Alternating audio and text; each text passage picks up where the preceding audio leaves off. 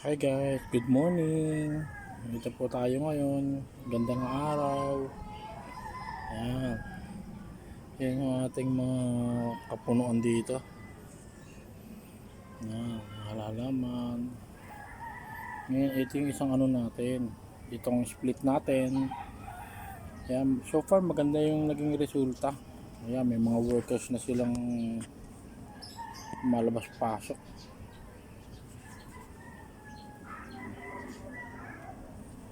Hanggang dito sa likod, mayroon mga workers.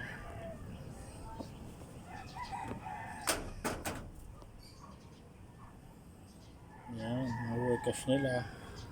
Tapos itong isang split natin na isa pa, medyo mahina pa ng konti. Pero so far, okay naman kasi yan, ganda na entrance. Bigyan natin sila ng entrance dito kaso hindi sinarado nila eh. Dito sila gumawa ng entrance sa taas. Ayan.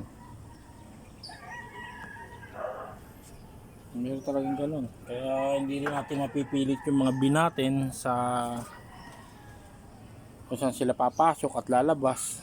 Sila pa rin na magde-decide kung saan lalabas at papasok. Ayan. Ayan po yung ano yung isang may entrance. Ang ganda ng entrance nila oh.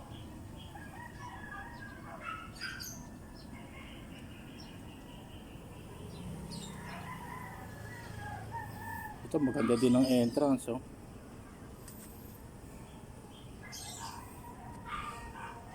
Kasi nakikita ko naman maganda naman, mukhang they will survive according sa kanilang new place.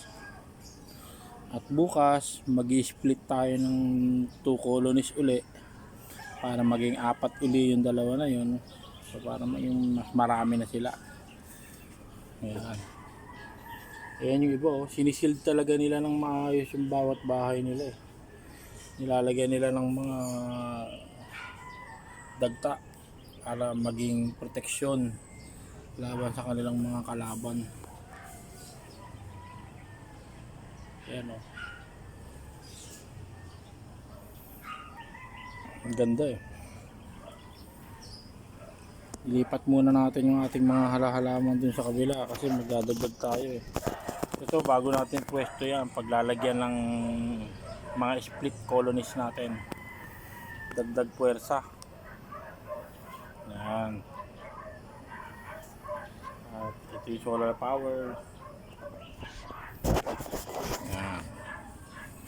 Napakaganda ng nakikita kong resulta sa kanilang behavior. It means na okay yung kanilang splitting tsaka ayan oh, labas pasok oh. Ayan oh, makikita nyo yung isang yan nagpapagpag ng mga pakpak nila.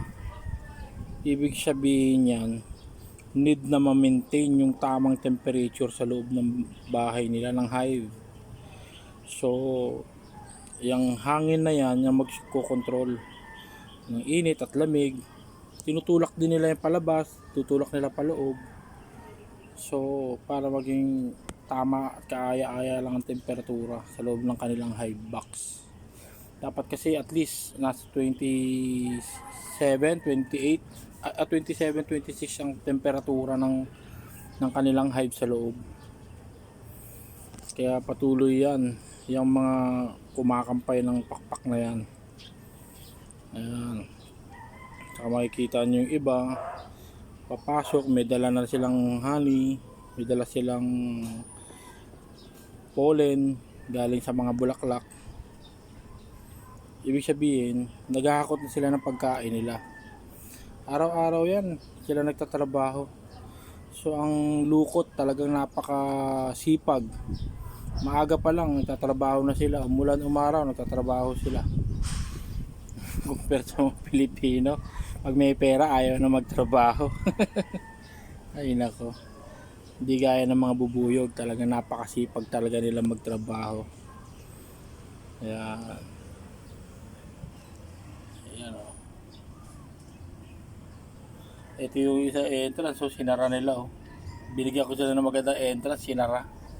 Ayaw daw nila yan. Kaya binaliktad ko yung box. Ginilid ko ba? Ayan. Makikita ninyo minsan yung mga paa nila may kulay dilaw. Yung kulay dilaw na yun yung mga pollen na nagkuha nila sa mga bulaklak. Tapos makikita mo yung mga paa nila talagang malalagkit eh. Ibig sabihin kumukuha talaga sila ng honey sa mga halahalaman dito sa atin sa paligid. Talagang best pollinator ang ating mga lukot, ang ating mga Tetraganula beroy, stingless bee. Yeah. Tsaka sila hindi naman sila ganun ka-aggressive pagka hindi nabubulabog yung kanilang hive. Actually, alam nila yung amo nila eh. Pero nung bago pa lang sila sa akin, talagang inutake nila ako. Compare sa araw-araw nilang nakikita ka, naaamoy ka nila, alam nila na ikaw yung amo nila. So hindi ka nila atakihin not unless na bubulabugin mo sila. Kasi sila once na nabulabog sila, nag-release sila ng ng chemical essence, yung chemical na amoy na siyang nagbibigay ng signal sa mga soldiers nila na atakihin yung nasa paligid nila. Either amo nila o hindi. Yun. Kaya ginagawa yung smoker para hindi nila maamoy yung chemicals na yun na nire-release ng mga ng reyna at ng ibang mga soldiers. Yeah. Napakaganda ng araw. Grabe. Sikat ng araw. Sana laging ganyan. Sana mamulaklak na tong ating mangga. Ang daming puno talaga sa paligid ko eh. Ayan oh. Puno ng puno. Kung kahit buhay na buhay sila. Ako yung napakasaya gawa ng ang lahat ng mga fruit bearing trees dito mapapakinabangan ng bawat mamamayan ng Mandaluyong, ng mga residente ng aming lugar. Talagang sabi nga ni Albert Einstein, pag nawala ang bee, 4 na taon na lang daw ang itatagal ng tao sa mundo. Ganun kalupit ang mga bubuyog. Kung kaya magtanim tayo ng mga puno, ng mga halamang namumulaklak, nang sa ganun maging buhay na buhay ang ating mga bubuyog sa mundo. And yes guys, maraming salamat sa panonood ng aking vlog. Please like and share and subscribe na lang po sa aking channel. Maraming salamat po. Bye bye.